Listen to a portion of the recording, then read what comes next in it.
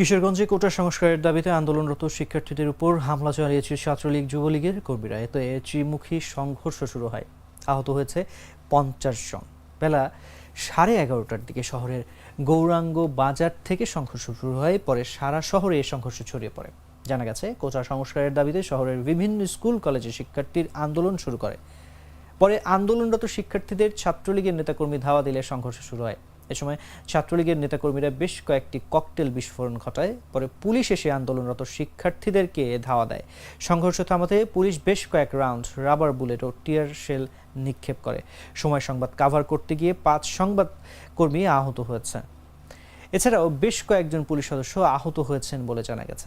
আন্দোলনরত শিক্ষার্থীরা কিশোরগঞ্জ ঢাকা ও কিশোরগঞ্জ ময়মনসিংহ মহাসড়কের বিভিন্ন পয়েন্ট অবস্থান নিলে সড়কে যানবাহন চলাচল বন্ধ হয়ে যায়।